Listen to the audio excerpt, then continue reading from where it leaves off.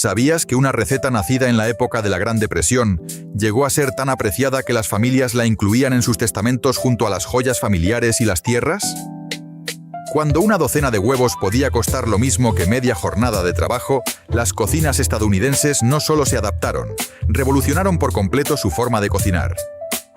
Hoy, con los precios de los alimentos alcanzando máximos históricos, hasta un 12% más caros que nunca, estas recetas olvidadas por el tiempo están volviendo a cobrar protagonismo. Familias que han recuperado estas técnicas probadas con el paso del tiempo afirman ahorrar hasta $4.800 al año, más de lo que cuesta una hipoteca mensual en muchas ciudades. Durante los próximos minutos, descubrirás recetas de cenas económicas que marcaron un antes y un después en la historia culinaria de Estados Unidos. Desde un pastel que se prepara sin huevos ni mantequilla y que hoy es tendencia en TikTok, hasta una sopa tan nutritiva que ayudó a muchas familias durante tiempos de escasez médica. Estas recetas no son solo platos, son estrategias de ahorro que podrían reducir tu gasto en comida a la mitad. Así que acompáñanos en este viaje al pasado, revive recuerdos entrañables y redescubre el ingenio de la cocina en tiempos de crisis. Porque a veces, las mejores recetas nacen de las épocas más difíciles. Sopa de piedra. Más que una simple receta, la sopa de piedra es una leyenda sobre la creatividad en los momentos más duros de la historia americana.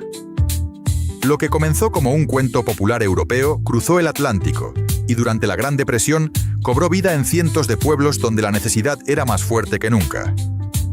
Cuando el dinero desaparecía de los bolsillos de la noche a la mañana, las familias aprendieron que una olla de agua podía convertirse en un banquete si se le añadía un poco de imaginación. El truco no estaba en la piedra, sino en la capacidad de transformar restos aparentemente inútiles en una comida reconfortante. En los años 30, en un pequeño pueblo agrícola de Iowa, se organizaban cenas comunitarias en las que cada vecino traía un ingrediente sin valor. Algunos llegaban con un hueso, otros con media zanahoria vieja. En el centro del pueblo se colocaba una gran olla sobre el fuego, y alguien, siempre el más bromista, lanzaba una piedra dentro diciendo: «Ya tenemos el ingrediente principal». La receta partía de lo más básico: agua y restos de verduras. Las cocineras de la época dejaban hervir lentamente cáscaras de patata, pieles de cebolla y zanahorias marchitas. Si había suerte, alguna espina de carne o hueso viejo se sumaba a la mezcla. Cada ingrediente aportaba su sabor escondido, convirtiendo la olla en una sinfonía de aromas. Se decía que el aroma era tan envolvente que atraía a los niños desde las escuelas y que muchas veces, solo con el vapor, uno podía imaginarse un banquete digno de fiesta. Para algunos, esta sopa era la única comida caliente del día. En aquellos tiempos, esta sopa podía alimentar a una familia entera por tan solo 15 centavos. Hoy en día, preparar una versión moderna puede costar alrededor de $3.50 y rendir para 8 porciones, menos de 50 centavos por plato. Muchos hogares han redescubierto su valor, utilizando sobras de cocina para ahorrar hasta $125 al mes. En 1934, una madre de 5 hijos en Ohio escribió en su diario: «Hoy comimos con piedra. No hubo quejas. Solo silencio, cucharas y gratitud. Cada burbuja que sube en la olla es un susurro del pasado. Un recordatorio de que, incluso en los momentos más oscuros, una idea sencilla puede unir a comunidades enteras alrededor de una comida compartida». La sopa de piedra es un homenaje a la resiliencia humana, donde cada desperdicio tiene su propósito y cada historia comienza con una olla. Y una piedra. Guiso Hoover. El guiso Hoover, bautizado irónicamente en honor al presidente que muchos culpaban de la crisis económica, se convirtió en un símbolo de resistencia, ingenio y supervivencia.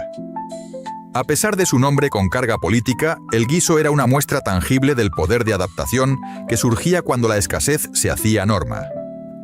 Durante los años más duros de la Gran Depresión, en campamentos de trabajadores desempleados conocidos como Hoovervilles, este plato se preparaba en grandes latas de aceite recicladas. Cada quien contribuía con lo que podía: un puñado de pasta rota, unas rodajas de salchicha o frijoles enlatados a medio usar. En uno de estos campamentos en San Luis se decía que el guiso sabía diferente cada día, pero siempre a comunidad.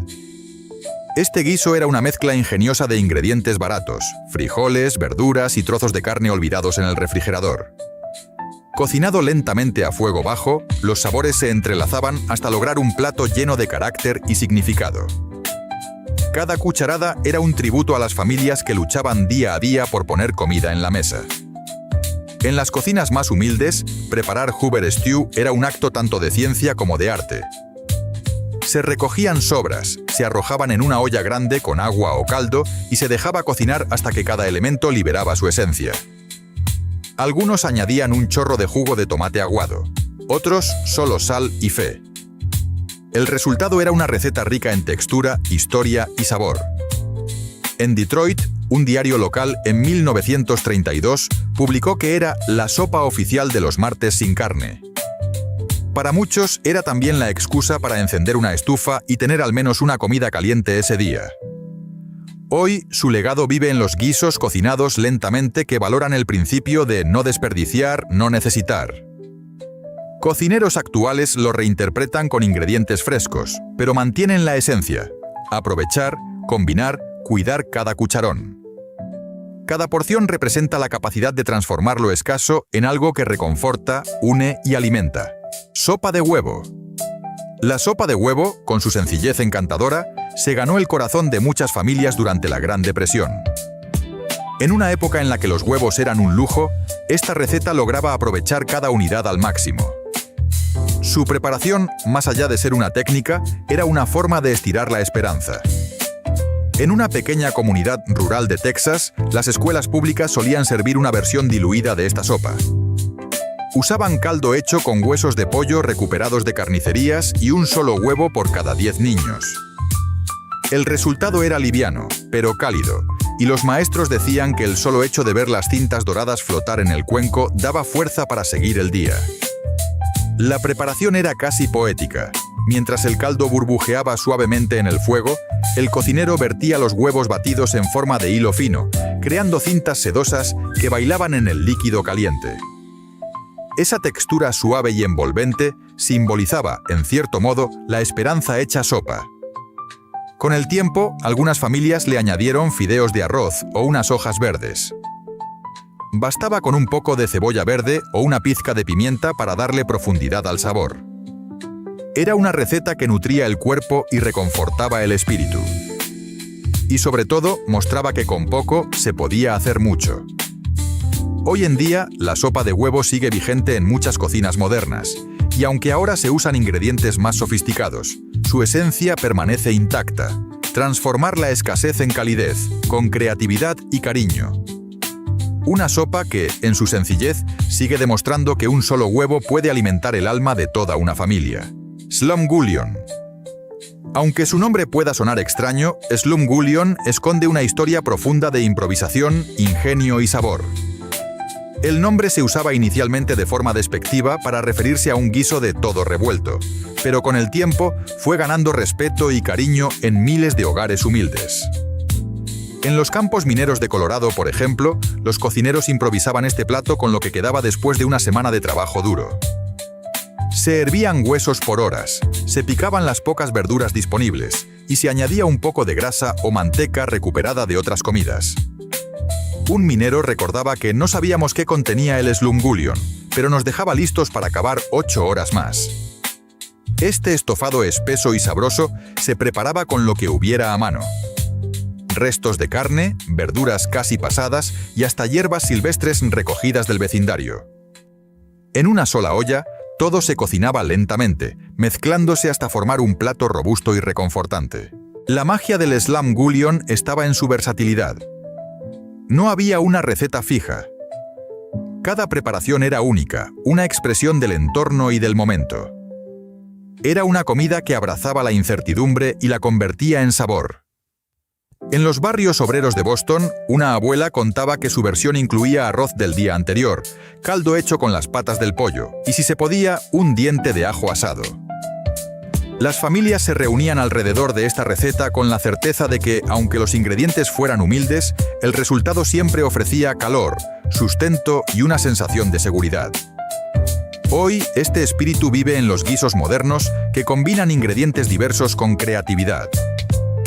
Lo que antes era una necesidad, hoy es visto como una filosofía culinaria sostenible. Cada cucharada de Slumgullion nos recuerda que de las sobras más inesperadas pueden surgir los platos más entrañables. Y que cuando se cocina con lo que se tiene, y mucho corazón, el resultado puede ser mucho más que comida. Puede ser una historia de vida. Pan de maíz. El pan de maíz fue, sin duda, uno de los grandes aliados en las cocinas durante la Gran Depresión. Más que un simple acompañamiento, este pan era el lienzo sobre el que muchas familias dibujaban su esperanza diaria. Se trataba de una receta tan sencilla como simbólica, un gesto de resistencia frente a la carencia. En los estados del sur, especialmente en Georgia y Alabama, el pan de maíz era tan central en la dieta que se preparaba incluso en hogares sin horno. Se cocía en fogatas, en piedras calientes cubiertas con latas viejas, o directamente sobre la chapa del fogón de carbón. En una carta escrita por una madre en 1935 se leía: «Hoy, con media taza de harina de maíz, alimenté a mis 3 hijos. Les prometí que mañana el pan sabría aún mejor. Y lo hará, aunque no tenga más que sal». Preparado con harina gruesa de maíz, un poco de agua, sal y, con suerte, una cucharadita de manteca o grasa, este pan nacía de la simplicidad absoluta. En muchas comunidades pequeñas, hornear pan de maíz se convertía en una tarea compartida, donde vecinos intercambiaban trucos caseros para conseguir una miga tierna y una corteza dorada y crujiente. La mezcla se vertía en una sartén bien caliente, engrasada previamente, y se horneaba hasta que adquiría ese tono dorado que anunciaba que estaba listo. Su aroma llenaba la casa con una calidez incomparable. En algunos hogares se servía con melaza diluida o simplemente con un poco de agua con sal, suficiente para dar la sensación de una comida completa. Se podía enriquecer con lo poco que se tuviera a mano, una cucharadita de azúcar para endulzarlo ligeramente, o unas hierbas secas para darle sabor. Incluso los más humildes intentaban innovar, creando variaciones con ralladura de cítricos o migajas de pan duro. Hoy, mientras panaderos modernos exploran métodos ancestrales y harinas integrales, el espíritu del cornbread original sigue más vivo que nunca. Es un recordatorio de que, en ocasiones, la sencillez puede ser profundamente deliciosa y que cada grano de maíz esconde una historia de supervivencia. Porque a veces, lo más humilde en ingredientes puede ser lo más grande en significado. Sopa de patata. Durante la Gran Depresión, la sopa de patata fue mucho más que un plato caliente. Fue un salvavidas, un ritual doméstico y una metáfora de resistencia silenciosa. En los días más fríos, esta receta sencilla llenaba estómagos y corazones. En una carta conservada en una biblioteca de Minnesota, una mujer escribió en 1931: «Hoy mis hijos rieron mientras pelábamos patatas. No por el hambre, sino porque el olor del caldo nos dio esperanza. Dicen que cuando huele a sopa, todo estará bien». Elaborada con ingredientes básicos como patatas, agua o caldo y las especias que se tuviesen a mano, esta sopa celebraba la nobleza del tubérculo más humilde. El proceso era lento y amoroso. Pelar, trocear, cocer, las patatas liberaban su almidón natural y la mezcla se transformaba en un caldo espeso, reconfortante y nutritivo. Cuando había más suerte, se añadía un poco de leche, que la hacía más cremosa, o incluso un puñado de puerro salvaje recogido del campo. Si quedaban sobras de carne o verduras, se añadían para enriquecer la receta. Así, de algo sencillo surgía un plato completo. Pero más allá de lo nutritivo, esta sopa representaba un ritual colectivo. Los vecinos se reunían en torno a grandes ollas burbujeantes al calor de una fogata. Se compartían historias, sonrisas y cucharones, mientras los ingredientes se mezclaban en un baile de aromas. En muchas comunidades rurales era la comida elegida para las reuniones vespertinas de invierno. Hoy, muchas cocinas modernas han reinventado la sopa de patata, añadiendo quesos, hierbas frescas o ingredientes exóticos. Sin embargo, su esencia sigue intacta: transformar un alimento común en un abrazo cálido servido en un cuenco. No importa cuántos ingredientes se le agreguen hoy. En su origen, esta sopa nos enseñó que incluso un saco de patatas podía ser una bendición. Cada cucharada evoca tiempos pasados, donde la creatividad del alma humana lograba convertir lo más básico en un festín inolvidable. Y nos recuerda que en la sencillez, a veces, vive el mayor de los consuelos. Pan de avena. El pan de avena fue uno de los mayores símbolos del ingenio culinario durante la Gran Depresión. Hecho con ingredientes sencillos pero nutritivos, se convirtió en un pilar en muchos hogares donde el pan blanco era un lujo inaccesible. En Dakota del Norte se cuenta que los niños aprendían a moler avena con piedras entre dos ladrillos, en una actividad que se volvió parte de su educación doméstica. Cada mañana, antes de ir a la escuela, ayudaban a mezclar la masa con agua tibia y la colocaban en moldes improvisados con latas de café usadas.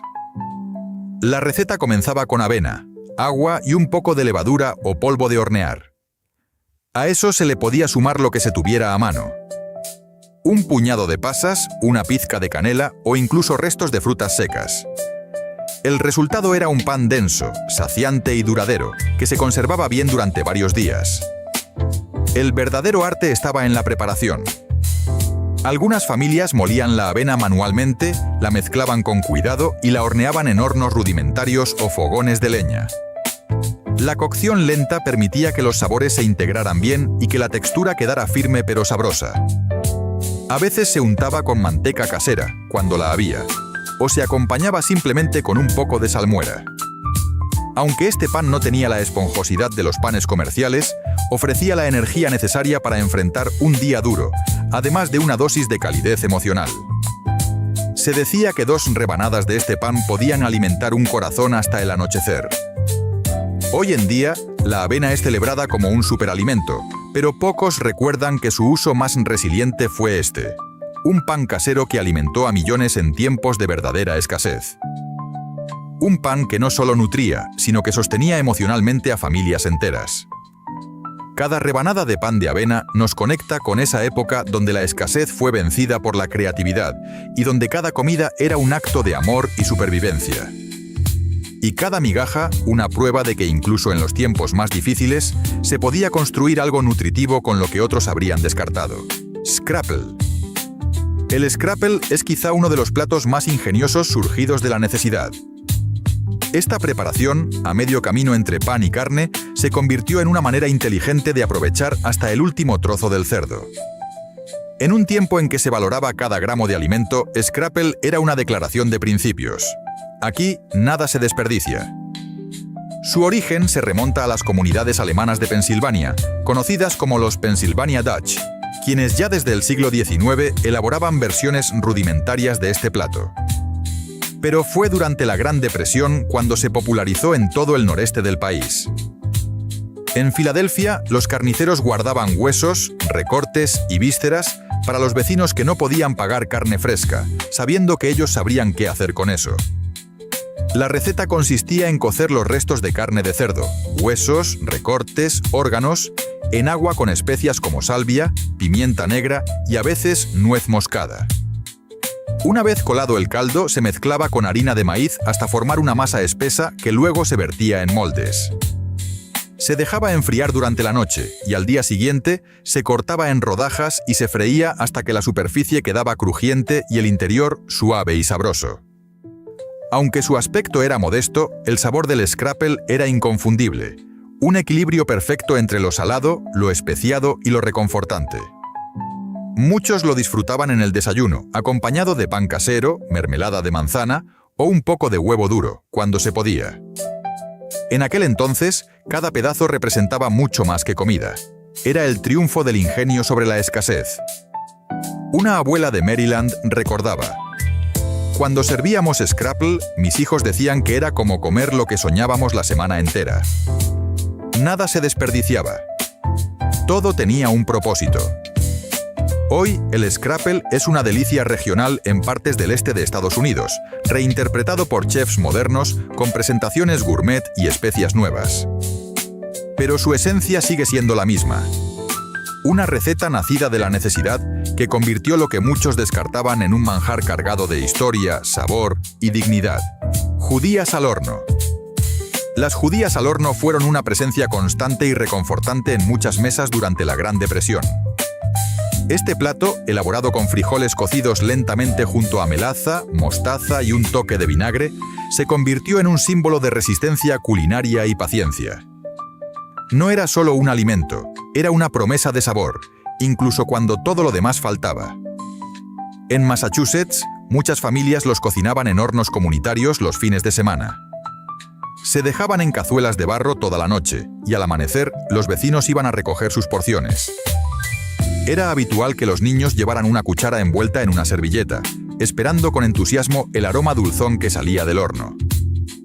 Los frijoles eran un ingrediente económico y rico en proteínas, por lo que no era de extrañar que se convirtieran en el corazón de tantas comidas. La magia estaba en la cocción lenta. A fuego bajo durante horas, los sabores se fundían en una mezcla dulce y salada que llenaba tanto el estómago como el alma. En hogares donde cada alimento se valoraba al máximo, un simple cuenco de baked beans podía alimentar a varias personas, sobre todo si se servía con pan de maíz o con sobras de carne desmenuzada. A veces, un poco de grasa de tocino o salchicha agregaba profundidad al sabor. Se decía que una olla de frijoles bien hecha podía durar 3 días, si nadie se servía doble porción. Cocinar frijoles desde cero también era una forma de mostrar habilidad y paciencia. Cada vuelta con la cuchara era un paso hacia un plato más sabroso, y cada burbuja en la superficie una prueba de que la espera valía la pena. Las abuelas enseñaban a sus nietos que no se debe apresurar un guiso. Si tienes prisa, no estás cocinando frijoles, estás calentando excusas. Aunque hoy en día se preparan versiones más rápidas o con ingredientes sofisticados, la receta original sigue siendo un recordatorio de cómo con poco se puede hacer mucho. Es un plato que aún hoy une generaciones alrededor de la mesa, con su aroma cálido y su sabor profundamente hogareño. Cada cucharada de judías al horno es una cápsula de historia. Una comida que simboliza la fortaleza y el ingenio de una generación que aprendió a sobrevivir con dignidad, sabor y calidez. Y que, sin darse cuenta, dejó una lección eterna. El tiempo y el cuidado también alimentan. Sándwich de tocino y cebolla. El sándwich de tocino y cebolla puede parecer simple, pero en su momento fue un verdadero manjar que ofrecía un instante de placer en medio de la austeridad. No requería lujos ni ingredientes exóticos. Solo pan, tocino crujiente y cebolla caramelizada. Y aún así representaba algo más grande, una celebración dentro de lo escaso. Durante los años 30, en los distritos industriales de Ohio, este sándwich se convirtió en el almuerzo predilecto de trabajadores que compartían turnos de 12 horas por apenas unos centavos. Las esposas preparaban el pan en casa, y el tocino venía de cortes baratos o donaciones comunitarias. Las cebollas, muchas veces cosechadas en huertos urbanos improvisados, se cocinaban lentamente en la grasa del tocino hasta quedar tan dulces que se podían comer solas. El proceso era casi ceremonial. El tocino se freía hasta quedar crujiente, soltando esa grasa que luego servía para cocinar lentamente las cebollas. Estas, al caramelizarse, liberaban sus azúcares naturales, volviéndose doradas, suaves y profundamente aromáticas. En muchos hogares, el olor de las cebollas cocinándose era el anuncio de que habría algo especial para cenar.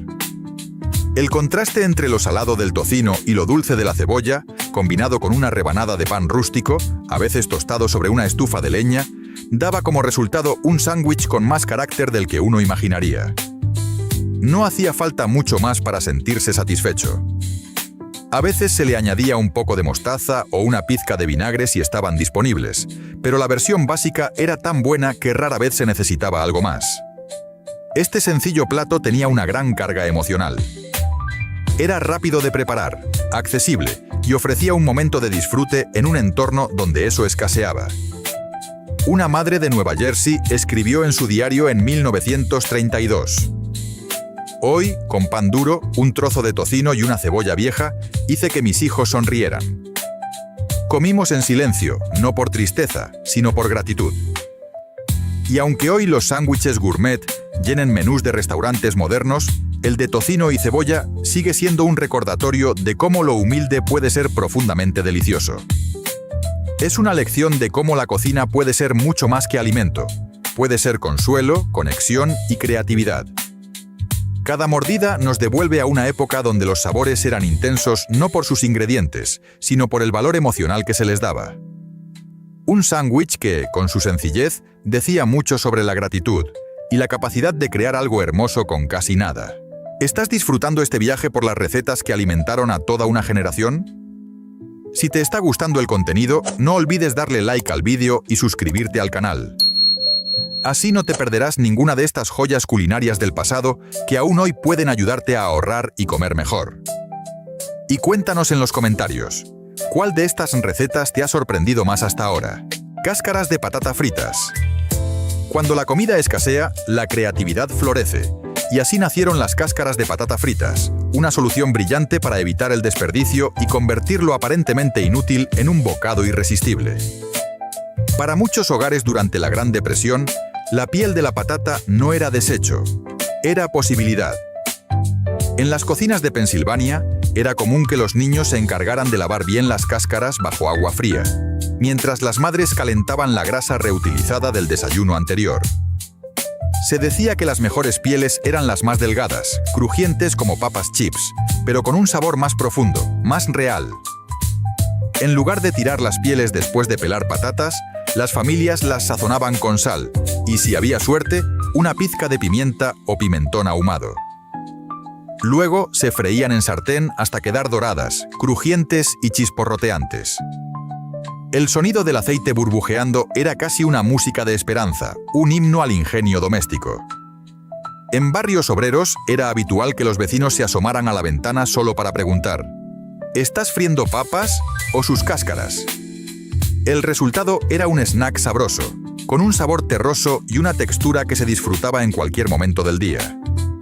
Muchos lo servían como acompañamiento de sopas aguadas o como aperitivo en reuniones familiares. Y lo mejor, prácticamente gratuito, ya que aprovechaba lo que normalmente se tiraba. Hoy, las pieles de patata fritas han reaparecido en restaurantes como guarniciones gourmet o toppings crujientes en platos sofisticados. Pero sus raíces se encuentran en las cocinas humildes de los años 30, donde cada parte de un alimento tenía un propósito. En aquellas cocinas, tirar algo era casi un sacrilegio. Cada bocado es una lección de sostenibilidad, de no dar nada por perdido y de apreciar el valor oculto en los rincones olvidados de la cocina. Y por encima de todo, es una prueba de que lo más simple, bien hecho, puede ser tan satisfactorio como cualquier manjar. Pastel de la depresión. El llamado Depression Cake, también conocido como Wacky Cake por su receta poco convencional, es una joya de la pastelería nacida en tiempos de necesidad. Surgió como una respuesta ingeniosa a la escasez de ingredientes costosos como huevos, mantequilla y leche, que eran casi imposibles de conseguir sin gastar el salario de una semana. Durante la Gran Depresión, las panaderías de barrio que aún seguían abiertas publicaban carteles: pastel sin huevo, sin leche, sin mantequilla, pero con corazón. Se convirtió en un símbolo de celebración. Se preparaba en cumpleaños, despedidas, aniversarios e incluso funerales. La receta se basaba en lo esencial: harina, azúcar, cacao en polvo y un chorrito de vinagre.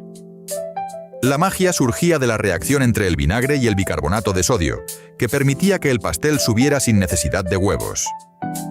Era un ejemplo brillante de química casera al servicio de la esperanza. Una cocinera de Missouri bromeaba diciendo: «Este pastel sube como el ánimo cuando suena el timbre del panadero». El resultado era sorprendente: un bizcocho húmedo con un rico sabor a chocolate y una textura tierna. Si había algún ingrediente adicional, como nueces o trozos de fruta seca, se añadía con respeto, como un tesoro. En una época donde un pastel era casi un lujo inalcanzable, esta receta ofrecía una pequeña dosis de dulzura sin desequilibrar el presupuesto. Era habitual que las familias se reunieran para disfrutarlo en ocasiones especiales, o como un gesto de cariño en medio del día a día. Incluso se compartía con vecinos como señal de afecto y solidaridad. Hoy, muchos reposteros han redescubierto esta receta, adaptándola con glaseados modernos, frutos secos o especias, pero sin perder esa esencia de ingenio y calidez que la hizo tan popular. Cada trozo de Depression Cake es una celebración de la creatividad frente a la escasez.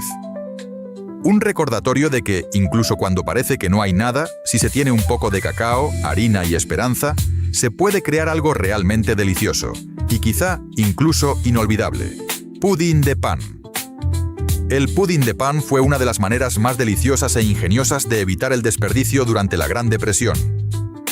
Era una receta que demostraba que con un poco de ingenio y mucho corazón, hasta el pan más seco podía convertirse en un postre reconfortante que llenaba el hogar de aroma y alegría.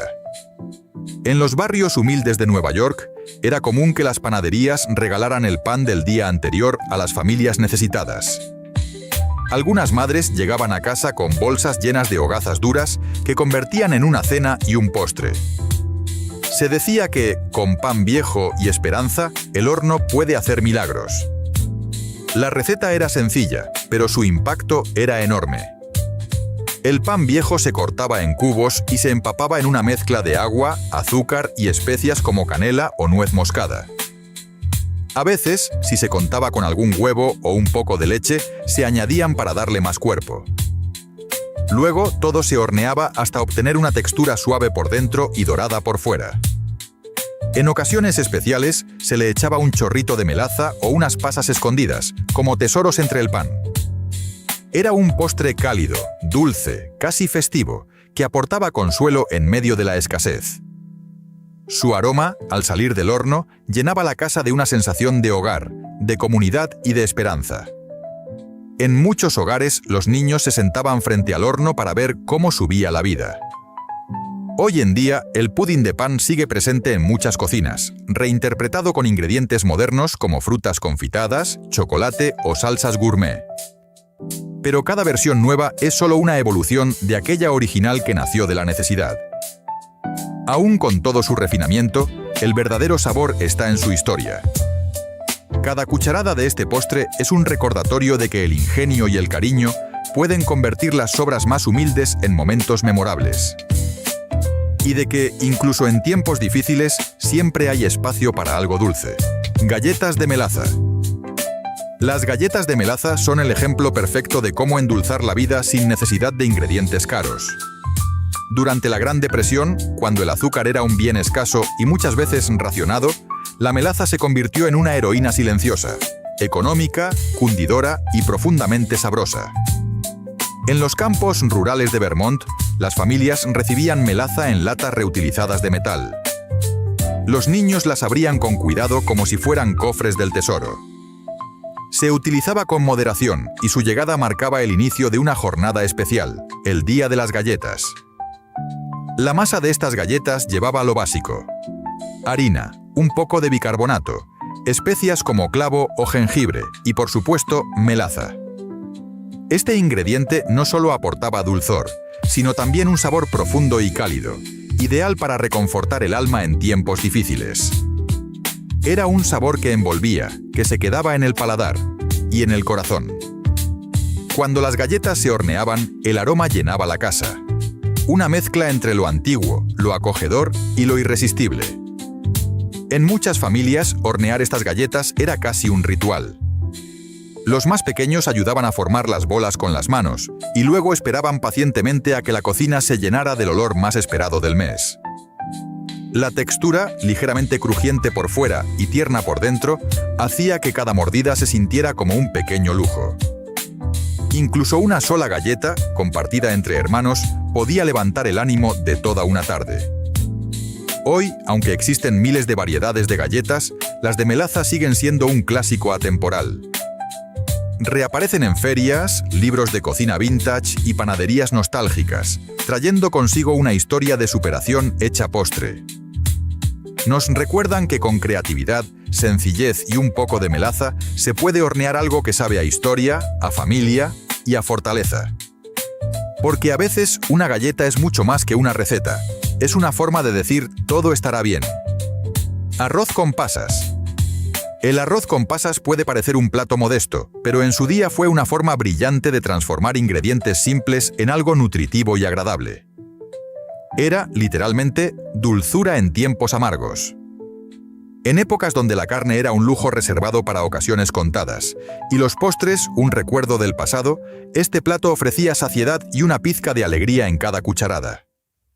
En muchas casas del sur de Estados Unidos, las abuelas enseñaban a los nietos que una pasa por cada rincón del alma era suficiente para levantar el ánimo. Incluso en los orfanatos de la época, este plato era muy común, preparado con esmero por cocineras que sabían que alimentar también era consolar. El arroz, económico y abundante, se cocía lentamente en agua o en caldo de verduras reciclado. En las etapas finales de la cocción se añadían las pasas, que al absorber el calor y la humedad se hinchaban y liberaban su dulzura natural. Para muchas familias, ese cambio de textura era mágico. Algo pequeño se volvía grande, algo simple, especial. A menudo, si se tenía a mano, se sazonaba con un poco de canela o nuez moscada para darle un toque cálido y reconfortante. Era un plato que podía cambiar su función dependiendo del contexto. A veces guarnición, otras desayuno, otras el postre después de una sopa ligera. Era una receta que combinaba practicidad con un toque de mimo. Las pasas, que antes eran consideradas un lujo, se usaban con estrategia y cuidado, en pequeñas cantidades suficientes para convertir un simple arroz en un plato especial. A veces se contaban antes de servir, para que todos tuvieran al menos una o dos.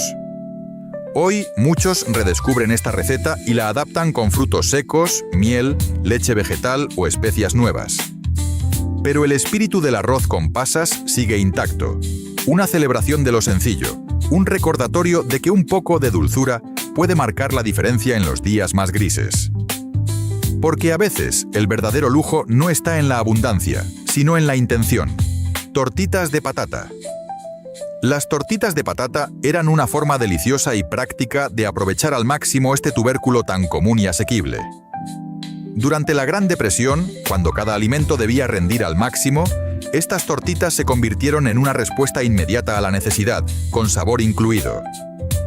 En muchos hogares del Medio Oeste, las madres rallaban las patatas a mano sobre toallas de tela vieja, escurrían el exceso de agua y las mezclaban con un poco de harina y sal. Si había cebolla, se rallaba también, y si no, se compensaba con especias secas rescatadas del fondo del armario. El resultado, una masa sencilla pero llena de propósito. La preparación era sencilla, pero el acto de cocinarlas era casi ritual. Se formaban pequeñas porciones con las manos y se freían en grasa reutilizada de otros platos. El aroma de las tortitas de patata friéndose llenaba la casa, y su sabor casero era capaz de alegrar cualquier jornada difícil. En algunas regiones se les daba forma cuadrada o se les hacía una hendidura en el centro para agregar un poco de crema al servirlas. Se servían como desayuno, comida o cena, acompañadas de lo que hubiera a mano: crema agria, mermelada, cebollino o incluso un simple chorro de vinagre. Y siempre eran bien recibidas. Era una comida versátil, económica y profundamente satisfactoria. En cada bocado se notaba la creatividad con que fueron concebidas. Aprovechar cada parte de un alimento sin desperdiciar nada para alimentar con dignidad. Eran también una forma de enseñar a los niños a valorar lo sencillo y a cocinar desde el corazón.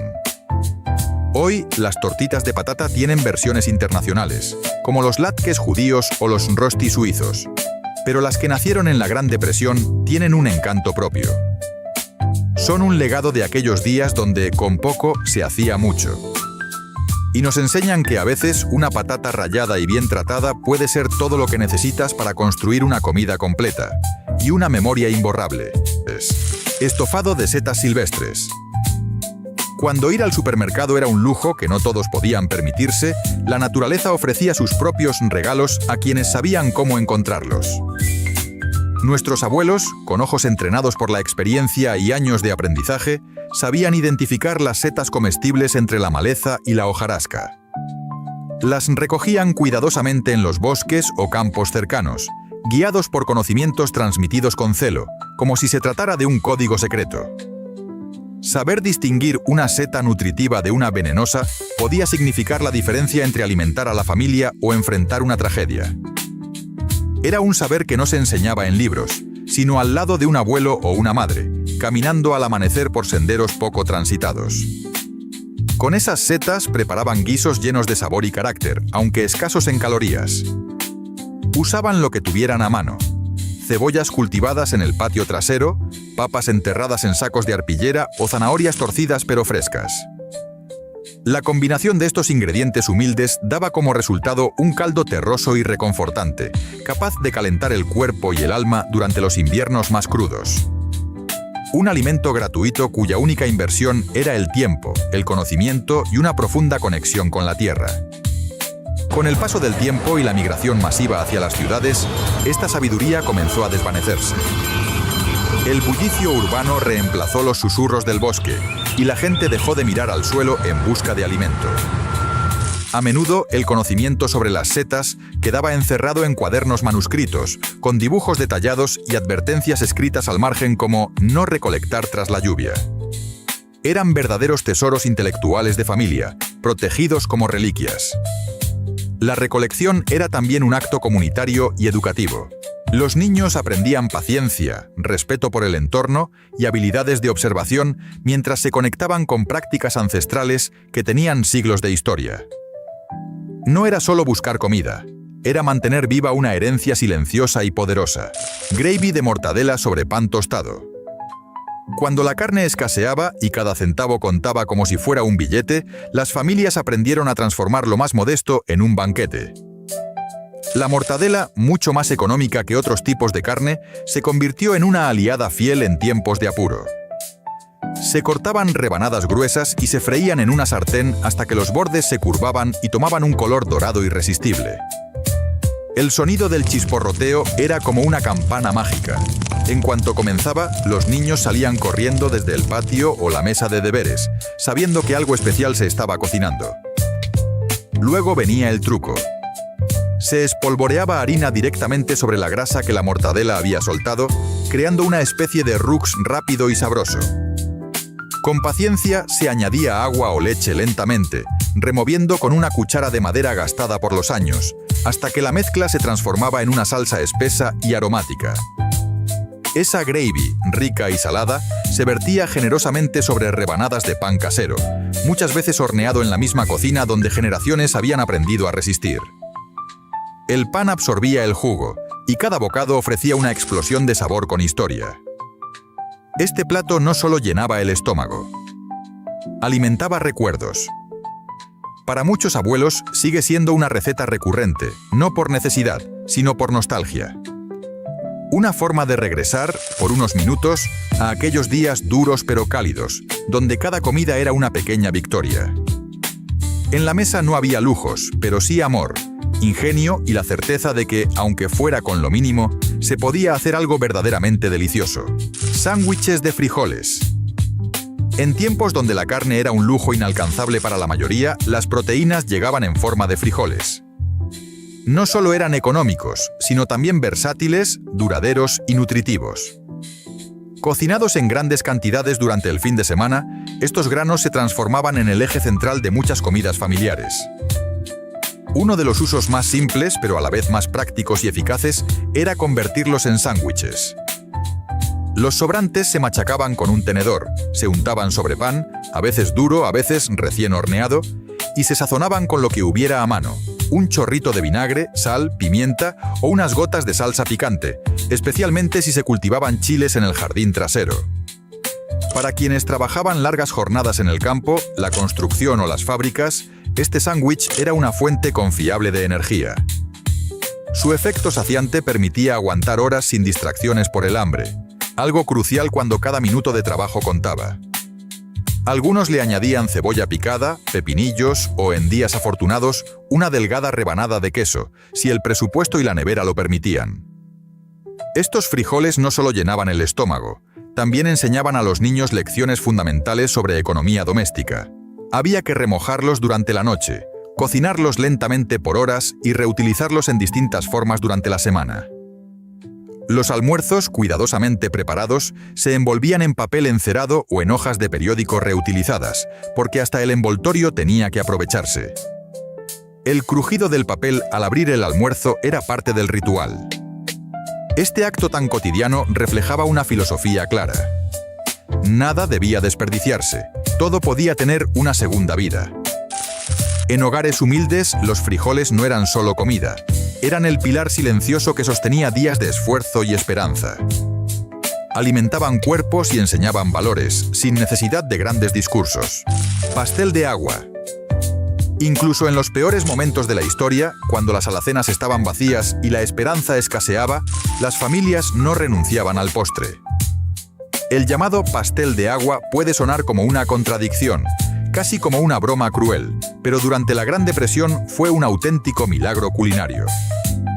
Con una base de masa simple, hecha con lo poco que había, se vertía dentro una mezcla básica de agua, azúcar, harina, mantequilla y un toque de vainilla. Lo que parecía imposible ocurría tras el horneado. Esa mezcla líquida se transformaba mágicamente en un relleno dulce, suave, entre flan y pudín, que dejaba a todos alrededor de la mesa con una sonrisa. La clave de su encanto no estaba en la abundancia, sino en su humildad. Las familias podían pasar semanas ahorrando monedas sueltas para comprar el azúcar necesario, lo que hacía que servir este postre fuera más que un lujo. Era un acontecimiento. Un pequeño festival familiar donde lo dulce vencía lo amargo de la realidad. Las recetas se escribían a mano en tarjetas manchadas de harina, con anotaciones que reflejaban adaptación y creatividad. Si no hay mantequilla, usar margarina. Añadir canela si la abuela trae de su casa. Los niños observaban con asombro cómo sus madres vertían simple agua en una masa vacía, y horas después algo cálido y delicioso emergía del horno como por arte de magia. Para ellos, ese pastel no era solo un bocado dulce. Era esperanza horneada. Este postre, tan modesto como milagroso, demostraba que incluso en la más dura pobreza se podía crear un momento de alegría. Un instante donde la dulzura, aunque mínima, lograba vencer la escasez. Espaguetis con mantequilla. Cuando no había carne, ni salsa de tomate, ni siquiera queso en la despensa, un simple puñado de espaguetis podía marcar la diferencia entre una noche de hambre y una cena reconfortante. Cocidos justo al punto, ni demasiado blandos ni duros, y mezclados con una cucharada de mantequilla, o más comúnmente margarina, este plato lograba alimentar a familias enteras por apenas unos centavos. Era la magia de lo simple: harina, agua, grasa y mucho ingenio. A veces se añadía una pizca de sal o, en contadas ocasiones, una cucharada escasa de queso rallado, el cual se guardaba como un tesoro en una lata cerrada en lo más profundo del refrigerador. Para los niños, la cena se convertía en una especie de juego. Enrollar los largos fideos en el tenedor, competir para ver quién hacía la espiral más perfecta o quién lograba comer sin mancharse. Para los padres era una solución práctica, nacida de la necesidad, pero que traía consigo cierto alivio: ver a sus hijos comer, sonreír, disfrutar, aunque fuera de un plato tan modesto. Las madres, auténticas alquimistas de la escasez, solían guardar restos de mantequilla de las tostadas del desayuno, raspando incluso los bordes de las envolturas. Aquellos restos se acumulaban durante la semana en un pequeño recipiente de metal, reservado para la noche de pasta. Esa previsión silenciosa era parte del arte de sobrevivir. Nada se desperdiciaba. Incluso el agua de cocción de la pasta se reutilizaba al día siguiente como base para una sopa, aprovechando los almidones y nutrientes que quedaban en ella. En algunas casas, especialmente en aquellas que aún conservaban un aire de tradición europea, se servía incluso en los platos buenos, con un poco de perejil del jardín, cuidadosamente picado. Porque la presentación, incluso en la pobreza, podía transformar lo humilde en digno. Este plato no solo alimentaba, recordaba, enseñaba y conectaba. Sopa de pan. En hogares donde la despensa apenas ofrecía esperanza y la creatividad era la herramienta más valiosa, el pan duro se transformaba en sustento. Lo que para otros podía parecer un simple resto olvidado, para nuestras abuelas era una oportunidad. La sopa de pan comenzaba con trozos de pan endurecido, algunos de días, otros de una semana, que se sumergían en agua caliente o, con suerte, en un caldo ligero hecho con huesos hervidos o restos de vegetales. Poco a poco, el pan se ablandaba, devolviendo al plato una textura suave, casi cremosa, que se convertía en una comida cálida, saciante y profundamente reconfortante. El sabor de esta sopa dependía enteramente de la improvisación y la disponibilidad. Un diente de ajo picado finamente, sal, pimienta, hierbas secas colgadas en pequeños ramos en la despensa, o un toque de aceite de oliva, en las casas con herencia italiana, o manteca, en las rurales estadounidenses, eran suficientes para convertir el agua y el pan en una cena completa. Ese pequeño chorro de grasa no solo aportaba sabor, también era vital por las calorías necesarias para enfrentar el día siguiente con energía. Pero esta receta no solo alimentaba, enseñaba. Mostraba con claridad que incluso con lo más básico se podía crear algo nutritivo y reconfortante. Era una lección viva de humildad y sabiduría. Cada cultura tenía su versión. Papa al pomodoro, en Italia. Sopa de ajo, en España. Soup au pain, en Francia. Y aunque las recetas variaban, el mensaje era el mismo. Con creatividad, comunidad y un poco de paciencia, incluso las sobras podían convertirse en manjares. Además, estas sopas solían compartirse. Las mujeres del vecindario intercambiaban consejos, secretos, pequeñas mejoras. Ponle un poco de cebolla caramelizada. Usa el agua de hervir las papas, queda más espesa.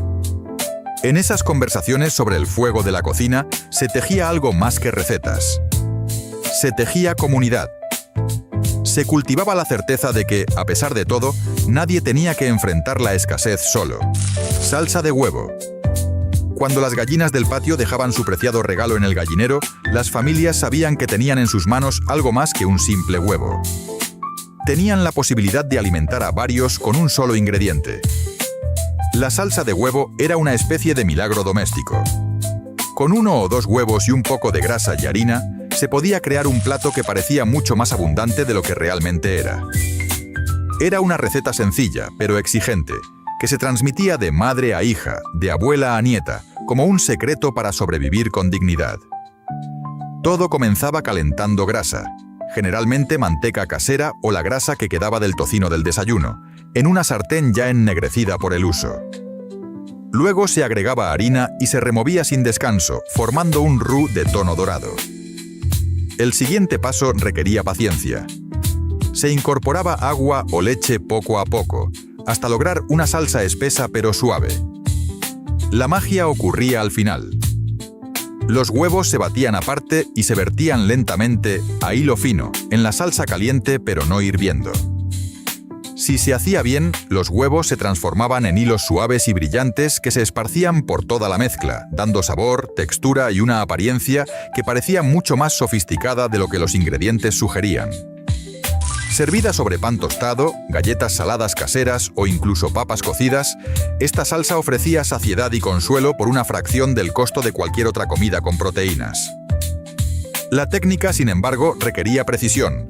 Si la temperatura era muy alta, los huevos se cocinaban demasiado rápido y se convertían en grumos.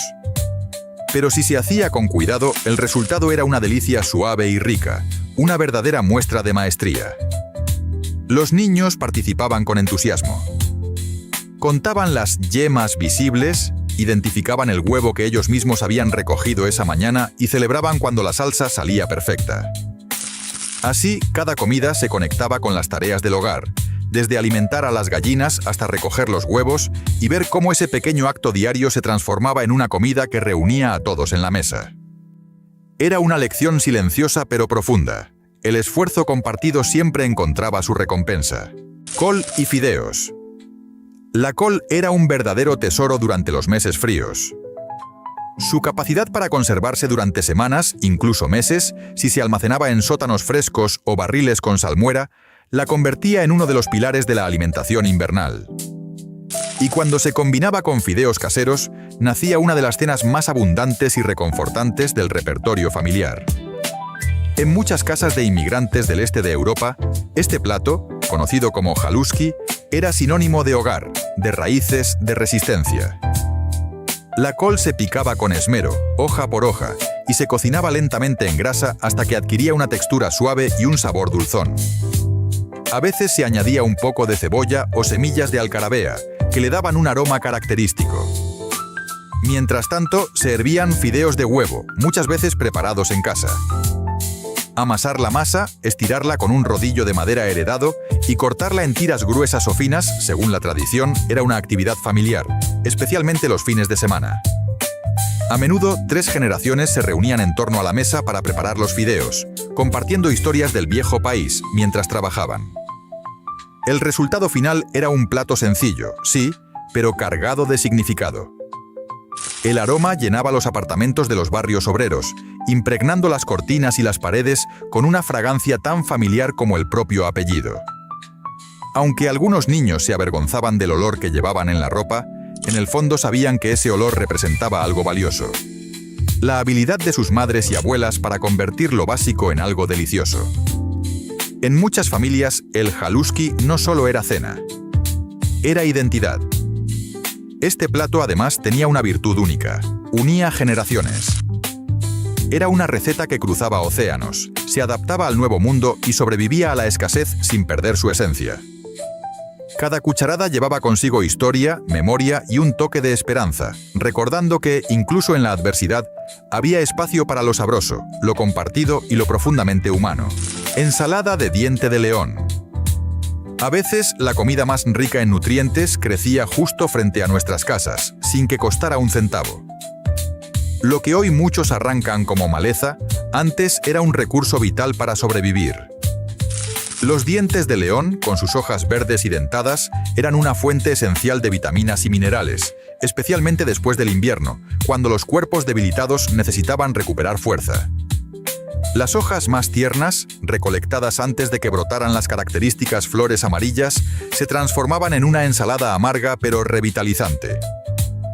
Las familias enviaban a los niños con bolsas de papel marrón o canastas tejidas, no solo a recolectar, sino a aprender. Aprendían a diferenciar las hojas correctas, a respetar el entorno y a entender que la tierra ofrecía regalos a quienes sabían observar con atención. De regreso a casa, el lavado de las hojas se volvía un pequeño ritual familiar. Se enjuagaban varias veces, con esmero, asegurándose de quitar cualquier traza de tierra o insecto, mientras se compartían historias y consejos sobre recolección.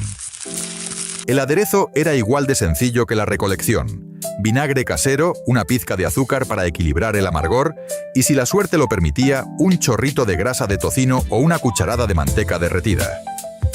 En ocasiones especiales se añadía huevo duro picado, usando uno de los pocos huevos que las gallinas del patio ponían en primavera. Cada ingrediente era una celebración. Esta ensalada, de costo cero, ofrecía mucho más que nutrición. Era una clase de botánica práctica, un legado de conocimiento y una conexión directa con la tierra y con generaciones anteriores que habían vivido igual o más duro. Sorprendentemente, muchos de quienes crecieron con esta ensalada desarrollaron una afinidad por su sabor fuerte, casi salvaje. Años más tarde, cuando podían permitirse comprar lechuga en el supermercado, seguían prefiriendo el diente de león. No solo por el gusto, sino por lo que representaba. Resistencia, sabiduría heredada y una infancia que, aunque humilde, estaba llena de significado. Sándwiches de ketchup. Cuando la alacena estaba prácticamente vacía, cuando ya no quedaba carne, queso, ni siquiera frijoles, una comida tan sencilla como pan con ketchup podía marcar la diferencia entre el hambre y algo que llevarse al estómago. Bastaban 2 rebanadas de pan, un poco de ketchup esparcido con una cuchara y quizás, si había suerte, un toque de azúcar para contrarrestar la acidez. Para muchos niños de aquella época, ese era el almuerzo, la cena, o incluso ambas cosas en el mismo día. Para los adultos, preparar esto era una medida desesperada, un símbolo doloroso de hasta dónde había llegado la escasez. Pero para los niños, con su imaginación intacta, era una rareza dulce y sabrosa. Algunos jugaban a que era salsa de tomate real, otros imaginaban que era una hamburguesa sin carne. Muchos ni siquiera sabían que estaban comiendo un sustituto improvisado. Mientras tanto, sus padres recolectaban sobres de ketchup gratuitos de cafeterías, camiones de comida o comedores comunitarios, guardándolos con cuidado para los días más difíciles.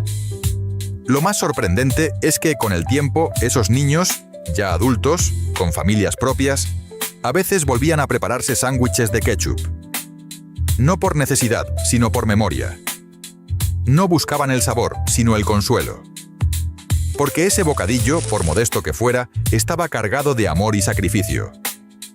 Era el símbolo de una madre o un padre que hizo todo lo posible para llenar un plato. Una comida humilde que se convirtió con el tiempo en un recuerdo poderoso de resiliencia, ternura y supervivencia. Antes de continuar con más recetas sorprendentes, si estás disfrutando este viaje al pasado culinario, no olvides apoyarnos con un me gusta y suscribiéndote al canal. Así no te pierdes ninguna de nuestras próximas historias llenas de sabor, historia y corazón. Seguimos. Tostadas con leche. Cuando alguien en casa enfermaba, o cuando simplemente no había nada más en la alacena, la solución más reconfortante era una leche caliente con pan tostado. Este plato suave, casi líquido, servía no solo para nutrir un cuerpo debilitado, sino también para reconfortar el espíritu. La leche se calentaba con cuidado, sin dejarla hervir, mientras el pan, casi siempre del día anterior, se tostaba ligeramente hasta adquirir un crujido tenue apenas perceptible. Luego, las rebanadas se sumergían en la leche caliente, que podía llevar una cucharada de azúcar, un chorrito de melaza o miel para quienes preferían una versión dulce, o sal y pimienta para una opción salada. La textura resultante era blanda, templada y abrazaba el estómago con una calidez difícil de describir. Pero más allá de sus cualidades nutritivas, este plato tenía un peso emocional profundo. Las madres y abuelas lo preparaban mientras cuidaban. Medían la fiebre con la mano, colocaban trapos húmedos sobre la frente y susurraban palabras de aliento mientras removían la leche con una cuchara de madera. Era un acto de amor puro, hacer mucho con poco, ofrecer alivio sin tener grandes recursos. Para muchos, esa combinación de pan y leche es un recuerdo vívido de infancia, enfermedad y cariño. En el silencio de la noche, mientras todos dormían, una madre podía quedarse al lado de la cama de un hijo enfermo, sosteniendo una taza con este plato en las manos, esperando el momento adecuado para ofrecerlo. Así, lo que parecía una comida mínima se convertía en símbolo de cuidado, hogar y protección. Un bocado de leche y pan que decía sin palabras: todo va a estar bien. Gachas de harina de maíz. Durante décadas, el maíz fue mucho más que un simple cultivo. Fue un salvavidas. Su bajo costo, su facilidad de almacenamiento y su versatilidad para convertirse en alimento lo convirtieron en un pilar insustituible de la cocina de supervivencia. En muchas regiones rurales de Estados Unidos, las gachas de harina de maíz, también conocidas como cornmeal mush, eran el desayuno más común. Se preparaban a fuego lento, con agua hirviendo y movimientos constantes del brazo que removía la mezcla hasta lograr una consistencia cremosa, espesa, cálida y reconfortante. Para el desayuno se servían calientes, a menudo en tazones humeantes, con un chorrito de leche, una cucharada de azúcar, o si era un día especial, un toque de mantequilla y un hilo de miel o jarabe de caña. Era una delicia humilde, pero efectiva. Pero su valor no se detenía allí. Lo que sobraba, porque siempre se hacía de más, se vertía en una bandeja engrasada, se dejaba enfriar y endurecer, y al día siguiente se cortaba en rebanadas gruesas para freír en manteca hasta que quedaran doradas y crujientes por fuera, con un interior suave. De una sola preparación nacían dos comidas distintas, y cada una tenía su propio ritual. El sonido del cuchillo al raspar la masa fría, el olor de la sartén cuando la harina de maíz tocaba la grasa caliente, eran señales familiares de que la cocina estaba despierta. Para muchas familias, esas gachas eran más que desayuno. Eran rutina, cultura, una lección diaria de paciencia. El movimiento constante de remover la mezcla, media hora frente a la estufa, se volvía casi una meditación.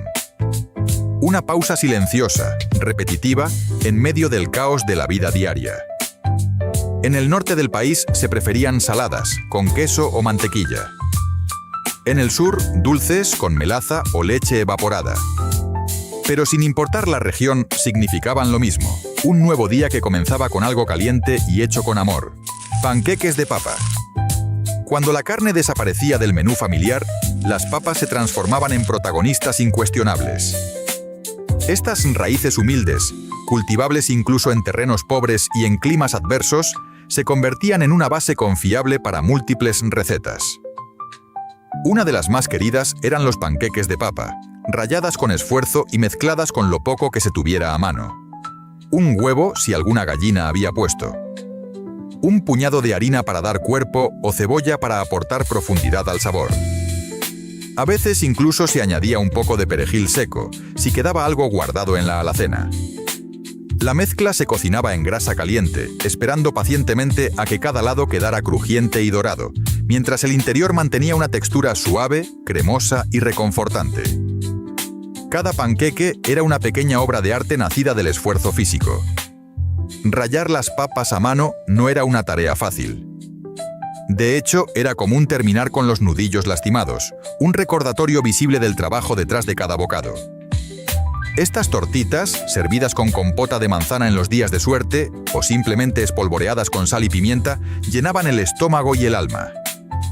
Y aunque cada comunidad tenía su versión, los latkes judíos, los kartoffelpuffer alemanes o los plaki polacos, todas compartían un origen común: la necesidad. En la cocina del ingenio, donde la escasez obligaba a repensar cada ingrediente, los panqueques de papa brillaban como un ejemplo de creatividad, de resistencia y de sabor logrado con casi nada. No eran solo comida, eran cultura, esfuerzo y el resultado de convertir lo ordinario en algo especial. Encurtidos con pan y galletas. En muchas noches frías y silenciosas, la cena no era una olla llena ni una fuente humeante. Era pan casero, galletas recién horneadas y algo valioso rescatado del fondo de la despensa: un frasco de encurtidos. Los encurtidos de pan y mantequilla, agridulces y crujientes, elaborados con pepinos del jardín, eran una joya de verano guardada para los días grises del invierno. Servidos entre dos rebanadas de pan con mantequilla, formaban un sándwich que, aunque modesto, era sabroso y satisfactorio. A veces, los encurtidos eran el único acompañamiento para una comida sencilla compuesta solo de galletas calientes y un poco de manteca. Preparar esos encurtidos no era tarea rápida ni simple. Era todo un evento familiar que comenzaba con la cosecha del jardín. Los niños lavaban los pepinos, jugando entre cubetas de agua fría, mientras los adultos los cortaban y mezclaban vinagre, azúcar, semillas de mostaza y especias en cantidades que solo conocían de memoria. Los frascos eran esterilizados en grandes ollas hirvientes, y durante días calurosos de verano, las cocinas se llenaban de vapor, risas y trabajo en equipo. El pop, al cerrar bien un frasco, no solo era una señal de éxito. Era una victoria, una promesa sellada de que más adelante habría algo sabroso que llevar a la mesa. Ese ritual anual no solo producía comida, construía memorias. Las proporciones exactas, los tiempos de maceración, los ingredientes secretos, todo se pasaba de generación en generación como si fueran recetas de alquimia. Y en muchos hogares lo eran. Porque una buena tanda de encurtidos no solo duraba semanas, sostenía la moral de una familia cuando no quedaba mucho más que ofrecer. En cada bocado crujiente había verano, había esfuerzo y había esperanza embotellada. Papas y salchichas. En muchos hogares, este plato se convirtió en sinónimo no solo de tiempos difíciles, sino también de ingenio, cariño y memoria. Bastaba con unas papas, que se cocinaban lentamente hasta quedar doradas y crujientes, y unas pocas salchichas, baratas, duraderas y fáciles de almacenar sin necesidad de refrigeración. A menudo se añadía cebolla en rodajas, que se caramelizaba junto a la grasa soltada por las salchichas, creando un aroma irresistible que llenaba la cocina. Las familias compraban las salchichas al final de sus compras, con las monedas sueltas que quedaban después de pagar lo realmente imprescindible: harina, arroz, frijoles o jabón. Y aún así, con ese ingrediente tan modesto, lograban preparar una cena que todos esperaban con ilusión. Para los niños, ver las rodajas chisporrotear en la sartén era tan emocionante como un regalo. Sin saberlo, participaban en una receta nacida de la necesidad, pero construida con amor. Este plato se cocinaba en una sola sartén, lo que también significaba menos agua para lavar y menos combustible. En casas sin refrigeración, las salchichas se conservaban en frascos con vinagre, aceite o salmuera, técnicas antiguas que prolongaban la vida útil de los alimentos cuando el hielo era un lujo inalcanzable. Incluso hoy, muchos adultos piden papas con salchichas en sus cumpleaños. No por su sabor sofisticado, sino por el recuerdo. Porque ese plato sencillo lleva el aroma de una infancia con carencias, pero también con calor de hogar. Porque a veces lo que nos alimenta de verdad no es lo que hay en el plato, sino lo que ese plato representa: hueso de jamón con frijoles, Un solo hueso de jamón, muchas veces rescatado del fondo de la carnicería por unos pocos centavos, podía dar sabor y vida a una olla entera de frijoles. Ese hueso, con sus restos de carne y grasa, se cocinaba durante horas, liberando lentamente su esencia en el caldo y transformando un ingrediente básico en una comida ahumada, rica y profundamente nutritiva. Esta receta era especialmente común en comunidades trabajadoras, donde el cuerpo necesitaba energía constante y barata. Los frijoles, a menudo comprados secos en sacos grandes, se dejaban en remojo la noche del sábado. El domingo por la mañana, mientras la familia iba a misa, los frijoles se cocinaban a fuego lento, y al regresar el aroma ya lo había llenado todo. Era un olor que no solo abría el apetito, despertaba recuerdos, unión y continuidad. El pan de maíz, caliente y denso, se servía junto a la olla y cumplía un rol clave: absorber cada gota del caldo sabroso. Era común que las familias hicieran más de la cuenta para que sobrara, porque al día siguiente esos frijoles sabían aún mejor. Y en muchos barrios, el Día de los Frijoles era una tradición tácita. Si los frijoles de una familia no se ablandaban, se compartían los de la vecina. Si alguien no tenía jamón, alguien prestaba un hueso. Cocinar frijoles no era solo un acto doméstico, era un lazo que tejía vecindarios enteros, una forma de decirnos que si resistimos juntos, siempre habrá algo para compartir. Cazuela de fideos con atún. Durante las décadas de los 50 y 60, cada cocina estadounidense conocía bien el encanto de combinar atún enlatado, fideos de huevo y crema de champiñones en un plato que superaba por mucho la sencillez de sus ingredientes. Esta cazuela surgió de la filosofía de la Gran Depresión, de aprovechar al máximo lo disponible, alcanzando su apogeo en los suburbios de posguerra, donde la economía doméstica era un arte. Las madres añadían una capa de papas fritas trituradas encima, creando un delicioso toque crujiente que hacía olvidar a los niños que estaban comiendo un plato económico. Su belleza residía en su simplicidad, ingredientes honestos transformados en un alimento reconfortante, capaz de alimentar a una familia entera por menos de $2. Y lo más admirable era su capacidad de reunir a todos en la mesa, noche tras noche, como si cada cena fuese una pequeña celebración. Pastel de pollo. Antes de que los pollos rostizados estuvieran disponibles en todos los supermercados, las familias preparaban pastel de pollo desde cero, aprovechando cada parte del ave como un acto de respeto hacia la comida. La preparación comenzaba el domingo temprano con un pollo entero hirviendo lentamente en grandes ollas, llenando la casa con aromas prometedores de una cena especial y envolviendo cada rincón con una sensación de hogar. El caldo resultante era la base para un relleno cremoso y abundante con trozos tiernos de pollo, zanahorias, guisantes y papas, que recordaban a las cenas preparadas con esmero por generaciones anteriores. Pero lo que hacía extraordinarios estos pasteles no era solo el relleno, sino la masa casera que requería habilidad transmitida de generación en generación. Las madres extendían la masa en cocinas sofocantes por el calor, mostrando auténtico amor al crear tapas doradas y crujientes que se rompían con el primer bocado. Cada familia guardaba celosamente sus ingredientes secretos, quizá una pizca de salvia, un toque de jerez o la proporción ideal entre verduras y carne. Así, cada pastel era una pieza única de herencia familiar envuelta en hojaldre. Beef Stroganoff. El beef stroganoff llegó a las cocinas estadounidenses tras un fascinante viaje desde la aristocracia rusa hasta las mesas de la clase media en América. Representaba sofisticación en una época donde la cocina exótica aún era escasa en los suburbios y donde las cenas eran tanto una necesidad como una oportunidad para experimentar. Las familias se sentían elegantes sirviendo tiernas tiras de carne en una deliciosa salsa de crema agria sobre fideos de huevo, reservándola para ocasiones especiales o cenas con invitados que merecieran algo más allá de lo cotidiano. Prepararlo requería paciencia. Dorar lentamente la carne, saltear champiñones hasta dorarlos perfectamente y mezclar cuidadosamente la crema agria para evitar que se cortara. Muchos cocineros caseros agregaban sus propios toques personales, como un poco de sopa de cebolla para intensificar el sabor o crema de champiñones como atajo culinario. El resultado era un plato lujoso que transformaba ingredientes cotidianos en algo digno de celebración, convirtiendo incluso un martes cualquiera en una cena especial. Era una manera de llevar un pedacito del viejo mundo a la mesa del nuevo. Papas gratinadas.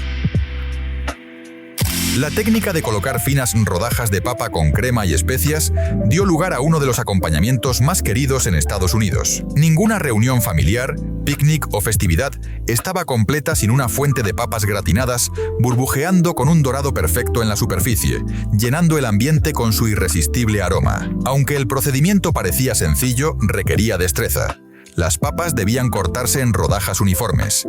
La salsa blanca tenía que quedar suave y cremosa, y la textura perfecta entre la suavidad interior y el crujiente superior era fundamental. Cada familia tenía su versión particular. Algunas añadían jamón o tocino, otras queso fundido, e incluso algunos aventureros incluían hierbas frescas de su huerto. Lo realmente especial no era la complejidad, sino el amor, la paciencia y el cuidado invertidos en su preparación. Era una prueba de que, con dedicación, los ingredientes más humildes podían convertirse en un plato memorable que acompañaba los momentos más importantes. Pollo a la King. En los años 50, el pollo a la King representaba la máxima elegancia al transformar pollo sobrante en un plato cremoso y refinado que impresionaba a invitados y satisfacía a las familias por igual. El plato incluía trozos tiernos de pollo, coloridos pimientos y pimientos morrones, bañados en una rica salsa cremosa, servido sobre tostadas, arroz o galletas recién horneadas, lo que añadía versatilidad y sofisticación a cualquier mesa. Aunque originario de restaurantes lujosos, los hogares estadounidenses adaptaron la receta haciéndola accesible sin perder su encanto refinado. La clave era la salsa, cuidadosamente equilibrada con caldo de pollo, crema y especias que resaltaban cada ingrediente sin opacarlo. Ideal para cenas de domingo o reuniones familiares, este plato permitía que los anfitriones se dedicaran a sus invitados en lugar de pasar horas en la cocina. El pollo a la King era más que una receta.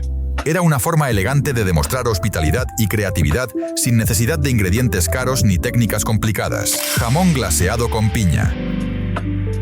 El entretenimiento veraniego alcanzaba su máxima expresión con un espectacular jamón glaseado con piña como protagonista, decorado cuidadosamente con rodajas de piña y cerezas maraschino sujetadas con palillos, como si cada pieza fuera una obra de arte comestible. Este plato simbolizaba abundancia y celebración, reservado para fiestas, graduaciones y reuniones familiares especiales donde se honraba tanto la ocasión como el vínculo entre generaciones. La preparación comenzaba horas antes, horneando lentamente el jamón y pincelándolo regularmente con una mezcla dulce de jugo de piña, azúcar morena y, en ocasiones especiales, un chorrito de bourbon o incluso refresco de cola, que aportaban un matiz profundo y caramelizado. La caramelización del exterior contrastaba maravillosamente con la tierna carne ahumada, llenando la casa con un aroma envolvente que anticipaba una experiencia memorable. Las familias competían amistosamente por lograr la presentación más hermosa, perfeccionando la disposición de las piñas y cerezas para un efecto visual inolvidable. El resultado era una cena inolvidable que unía a las familias alrededor de la mesa con risas, anécdotas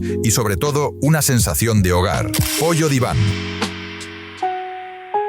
El pollo diván surgió en el elegante restaurante parisino Diván, pero alcanzó su auténtico éxito en las cocinas caseras estadounidenses, donde fue adoptado con entusiasmo y adaptado con ingenio. Combinaba pollo y brócoli con una sofisticada salsa cremosa, reflejando la fascinación de los años 50 por integrar alimentos enlatados y frescos, y mostrando cómo la cocina doméstica podía ser moderna sin perder su calidez tradicional. Se preparaba colocando trozos jugosos de pollo sobre brillantes floretes de brócoli, cubriéndolos con una salsa cremosa hecha con crema de pollo, mayonesa y curry en polvo, ese toque exótico que hacía que las familias se sintieran cosmopolitas sin salir de casa. Espolvoreado con queso y pan rallado, el plato dorado resultante ofrecía un delicioso contraste entre la superficie crujiente y el interior cremoso, generando una experiencia sensorial única. La magia del pollo diván era precisamente su capacidad para transformar ingredientes sencillos y accesibles en algo digno de alta cocina, sin complicaciones técnicas, pero con mucho carácter y sabor. Tortitas de salmón. Las noches de viernes en muchos hogares estadounidenses significaban tortitas de salmón, un plato modesto que se ganaba su lugar en la mesa gracias a su sabor y sencillez. Hechas con salmón enlatado, pan rallado y huevo, se doraban en sartén hasta obtener una textura crujiente y dorada por fuera, manteniendo un interior jugoso que deleitaba el paladar. Estas tortitas representaban la creatividad de convertir pescado económico en un plato sustancioso, nutritivo y sorprendentemente sabroso. El equilibrio en la mezcla era esencial. Suficientes ingredientes para unirlas sin opacar el sabor característico del salmón, conservando su esencia marina con cada bocado. Las familias añadían ingredientes secretos como cebolla picada para un sabor extra, limón para refrescar el paladar, o incluso puré de papas para agregar consistencia y volumen. Servidas con papas cremosas, arroz o verduras frescas de temporada, era un plato completo y económico que hacía maravillas con lo más sencillo de la despensa. Cada mordisco era un testimonio del ingenio y el cariño puestos en la cocina del día a día. Sopa cremosa de maíz. La sopa cremosa de maíz capturaba perfectamente el verano en un solo plato, combinando granos frescos de maíz con papas, cebollas y crema para crear un sabor rústico y refinado que abrazaba el alma. Las mejores versiones se elaboraban con mazorcas frescas, aprovechando cada grano, y luego hirviendo las mazorcas para extraer todo el sabor dulce y natural que ofrecía la tierra en su momento más fértil. El caldo resultante se convertía en la base perfecta, cocinando lentamente las cebollas hasta quedar translúcidas, añadiendo papas hasta que quedaran tiernas y agregando crema cuidadosamente para no cortarla, obteniendo una textura sedosa que reconfortaba con cada cucharada. Algunas familias incluían bacon para dar un toque ahumado, otras optaban por hierbas frescas del jardín para aportar frescura y color. El resultado era un plato acogedor que celebraba la abundancia veraniega y reconfortaba en noches frescas, reuniendo a las familias alrededor de la mesa o en porches abiertos, donde compartían historias al atardecer y el aroma de la sopa flotaba suavemente en el aire. Pasta primavera. La pasta primavera llevó la elegancia italiana a las mesas estadounidenses, destacando lo mejor del verano con verduras frescas combinadas en una pasta ligera y cremosa que reflejaba un nuevo enfoque hacia la cocina más saludable y colorida. Este plato simbolizó la tendencia de los años 70 hacia comidas más ligeras, llenas de vegetales, sin renunciar al confort y la calidez que las familias norteamericanas tanto valoraban.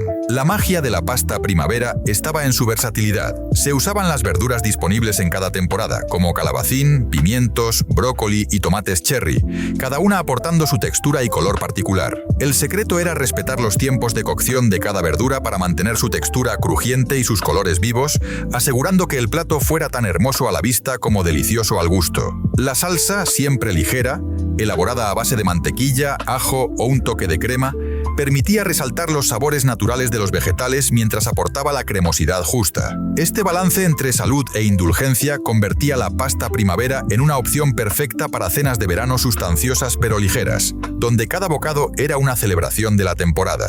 Pastel frío de limón. Antes de la refrigeración universal, los pasteles de nevera representaban la sofisticación del verano. Este delicioso pastel frío de limón capturaba perfectamente los sabores refrescantes de la temporada, proporcionando un dulce alivio del calor sofocante y una sensación de frescura con cada bocado. Era más que un postre.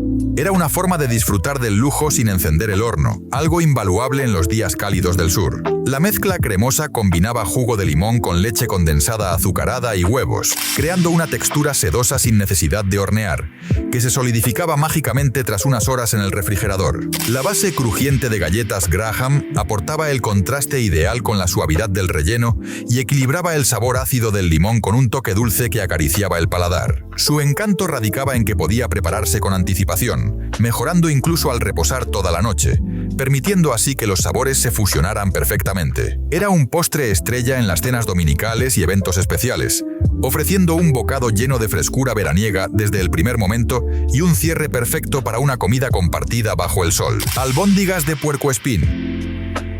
Las albóndigas de puercoespín deben su nombre curioso al arroz que sobresalía de ellas al cocinarse, imitando las púas del simpático animal y despertando sonrisas en la mesa incluso antes del primer bocado. Este plato económico era perfecto para alimentar familias numerosas, ya que la carne molida se extendía añadiendo arroz crudo que absorbía los sabores durante la cocción, duplicando el volumen sin comprometer la sustancia. Cocidas lentamente en una rica salsa de tomate casera, formaban una comida completa en una sola olla, ideal para quienes buscaban practicidad sin renunciar al sabor. Los niños adoraban la textura y el aspecto divertido, mientras que los padres valoraban su economía y versatilidad. Muchas familias personalizaban la salsa con verduras de temporada, especias favoritas o incluso un toque de azúcar para redondear la acidez del tomate, llenando la casa con aromas reconfortantes que anticipaban una cena deliciosa. Era un ejemplo perfecto de cómo la creatividad culinaria podía convertir lo sencillo en algo entrañable y memorable. Antes de continuar, no olvides suscribirte a nuestro canal y darle like a este video.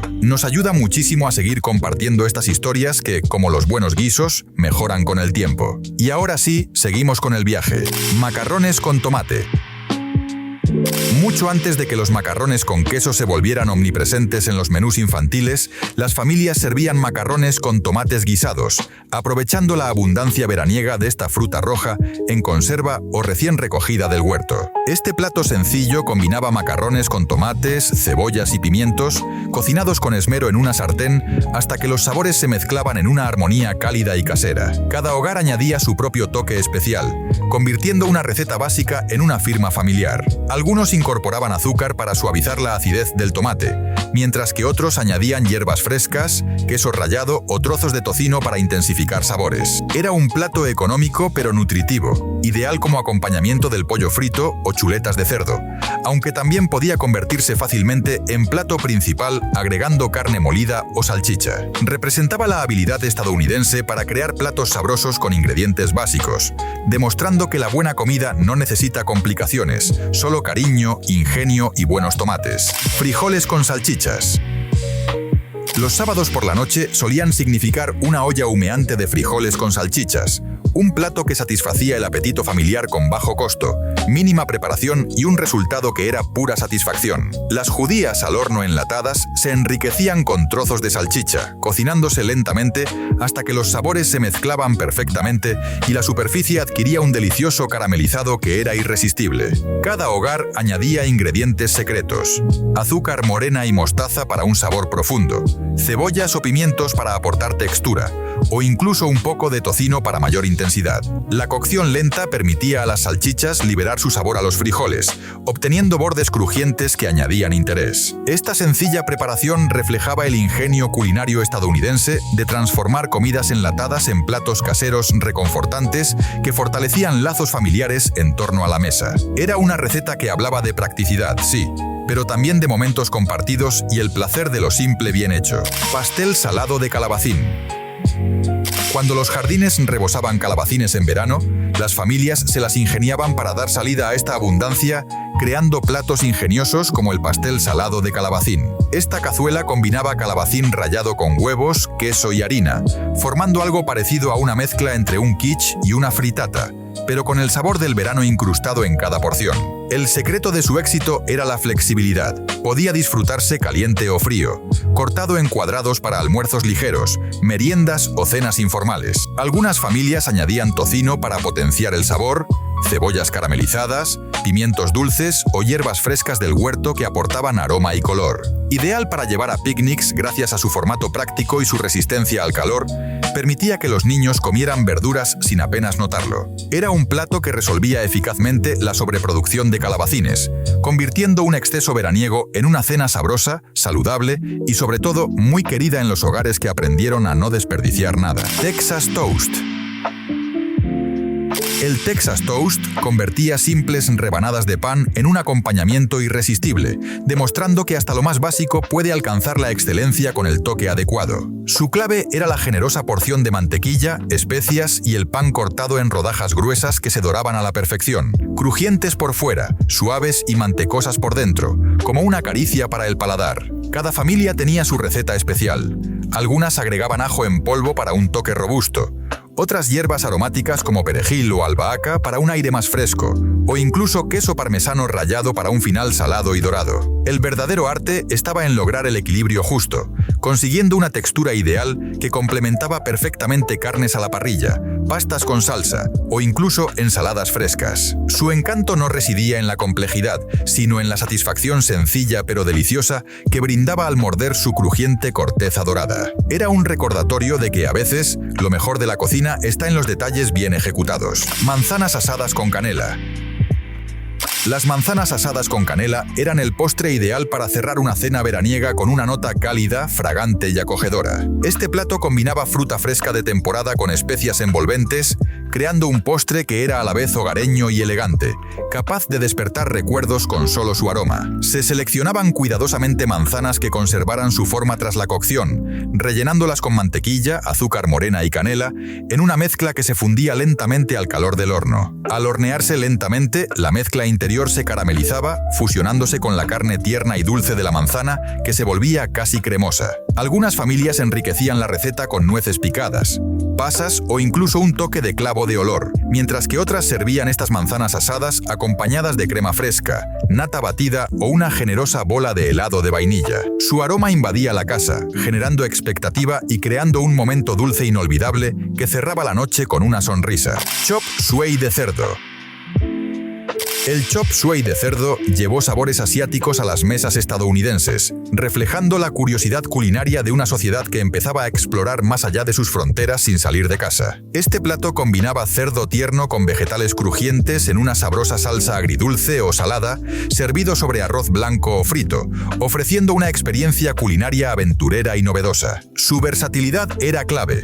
Cada cocinero elegía los vegetales disponibles, desde brotes de soja y castañas de agua hasta apio, cebolla, zanahoria o pimiento. La cocción rápida y a fuego fuerte garantizaba que los vegetales permanecieran crujientes mientras el cerdo se cocinaba a la perfección, en un equilibrio ideal de texturas. Las familias ajustaban su propia salsa mezclando salsa de soja, caldo, almidón de maíz y especias, creando sabores dignos de restaurantes con lo que había en la despensa. Este plato simbolizaba la adaptación creativa del hogar estadounidense a sabores globales, una muestra temprana de la fusión cultural a través de la comida. Tostadas de atún gratinadas. Las tostadas de atún gratinadas se situaban entre un sándwich rápido y una cena reconfortante. Una de esas comidas que se preparaban con poco pero sabían a mucho. Combinaban ensalada cremosa de atún con queso fundido sobre pan tostado, logrando un equilibrio perfecto entre lo suave y lo crujiente, lo salado y lo cremoso. Más allá de ser un simple almuerzo rápido, se convirtió en una cena sencilla y satisfactoria, ideal para noches entre semana donde el tiempo escaseaba, pero el deseo de algo delicioso permanecía. La clave estaba en la ensalada de atún. Cada hogar tenía su ingrediente especial, desde apio crujiente hasta cebolla morada, mostaza, alcaparras o incluso un toque de curry en polvo para un giro inesperado y sofisticado. Cubierto con cheddar o queso suizo, se gratinaba al horno hasta que el queso burbujeaba y tomaba un dorado apetitoso que invitaba a hincarle el diente de inmediato. Su encanto radicaba en la mezcla perfecta de nostalgia, sencillez y delicioso sabor que conquistaba a grandes y chicos por igual, convirtiéndolo en un favorito atemporal. Hamburguesa al estilo casero. Antes de la llegada del Hamburger Helper en caja, las familias creaban sus propias versiones caseras para economizar carne molida en comidas que podían alimentar a todos con poco presupuesto y mucho ingenio. Durante tiempos económicos difíciles, 1 kilo de carne podía alimentar hasta 8 personas gracias a estas recetas que combinaban creatividad con necesidad. Cada familia tenía su especialidad. Algunas combinaban carne con arroz y queso, otras con pasta, verduras y especias caseras, siempre asegurando que el plato final fuera sabroso, completo y abundante. La sencillez de la preparación radicaba en cocinar todo en una sola olla, asegurando que la carne quedara tierna mientras el acompañamiento se cocinaba perfectamente, absorbiendo todos los sabores. Este plato representaba la creatividad de la cocina casera estadounidense para transformar ingredientes simples en cenas reconfortantes y deliciosas, que no solo llenaban el estómago, sino también el corazón. Era el tipo de comida que unía a todos en la mesa, con la promesa de segundos. Johnny Marzetti. El Johnny Marzetti se convirtió en un clásico del Medio Oeste americano, un ícono culinario que trascendió su origen humilde para ganarse un lugar permanente en las mesas familiares. Nombrado en honor a un restaurante de Ohio, este plato mezclaba carne molida, fideos de huevo y queso, formando una cazuela perfecta para alimentar a familias numerosas con ingredientes sencillos, accesibles y profundamente reconfortantes. La preparación incluía capas de carne cocida con vegetales, pasta y una cremosa salsa de queso. Todo horneado hasta que la superficie estuviera dorada y burbujeante, desprendiendo un aroma que anunciaba que la cena estaba lista y que todos debían reunirse. Cada familia agregaba su toque especial, adaptando la receta según los ingredientes locales disponibles. Tal vez un poco de salsa de tomate casera, trocitos de pimiento o una mezcla de quesos rallados. El resultado siempre era un sabor envolvente que encantaba a adultos y niños por igual. Era un ejemplo brillante de cómo un plato regional puede convertirse en una tradición nacional, uniendo generaciones alrededor de la mesa. Hígado con cebolla. El hígado con cebolla fue un clásico nutritivo de épocas pasadas, especialmente valorado por sus altos contenidos de vitaminas y hierro en tiempos donde la alimentación debía ser tan funcional como deliciosa. Su preparación era delicada y requería atención al detalle. Cocinar hígado requería cuidado para evitar que quedara duro, mientras que las cebollas se caramelizaban lentamente, proporcionando una dulzura envolvente que equilibraba su sabor fuerte y terroso. Muchas familias suavizaban ese sabor característico marinando el hígado en leche, luego pasándolo por harina antes de cocinarlo en sartén con mantequilla o aceite, hasta lograr una textura tierna y agradable. Aunque no era universalmente popular, quienes lo disfrutaban lo veían como una delicia nutritiva y reconfortante, que desafiaba a los comensales a apreciar sabores más complejos y audaces. Era una comida que hablaba de generaciones pasadas, de costumbres sencillas y de cómo se encontraba belleza en lo que otros descartaban. Pimientos rellenos. Los pimientos rellenos transformaban verduras comunes en un plato elegante, visualmente atractivo y lleno de sabor, capaz de convertir una cena cotidiana en una ocasión especial. Rellenos con carne molida, arroz y especias, cada pimiento era una porción individual, perfecta en presentación, textura y sustancia, como pequeños cofres de sabor esperando ser descubiertos. Se seleccionaban cuidadosamente los pimientos adecuados, firmes y coloridos, para luego rellenarlos con una mezcla abundante de carne, arroz, cebolla y condimentos familiares. Algunos agregaban queso fundido para gratinar por encima, verduras adicionales para más profundidad o incluso tocino para un sabor más intenso. Su encanto residía en la combinación entre lo tradicional y lo personal. Cada hogar tenía su versión, y cada ración era una muestra del cariño con el que se cocinaba. Era una receta que enseñaba que la belleza también está en lo sencillo, siempre que se prepare con esmero. Welsh Rarebit. El Welsh Rarebit transformaba simples tostadas en una cena elegante y reconfortante, demostrando que la sofisticación no depende de ingredientes caros, sino de saber tratar lo que se tiene con respeto y creatividad. Aunque sencillo en componentes, queso cheddar, cerveza y mostaza, requería habilidad para conseguir una salsa suave y cremosa sin que se cortara, un equilibrio que elevaba el plato por encima de lo ordinario. En las versiones familiares se sustituía la cerveza por leche o crema, creando una salsa sabrosa y apta para todas las edades, que se vertía generosamente sobre rebanadas de pan crujiente antes de llevarlas al horno para gratinar. El resultado era una superficie dorada, burbujeante y tentadora, que al cortarla dejaba ver una capa rica y fundente de sabor. Las tostadas gratinadas tenían un toque sofisticado y reconfortante, ideales para noches frías o almuerzos rápidos pero inolvidables. Welsh Rarebit era la prueba de que, con técnica y corazón, lo humilde puede transformarse en un verdadero placer. Estas recetas no solo alimentaron cuerpos, sino memorias. Hoy las recordamos no por nostalgia vacía, sino por el poder que tienen de unirnos con nuestras raíces, nuestras familias y nuestros afectos más sencillos. Si este viaje por los sabores del ayer te ha tocado el alma o simplemente te ha dado hambre, regálanos un like, suscríbete y comparte este vídeo con quienes también valoran la cocina con historia. Cuéntanos en los comentarios qué plato te llevó de regreso a tu infancia o cuál te animarás a preparar. Nos vemos en el próximo viaje al pasado.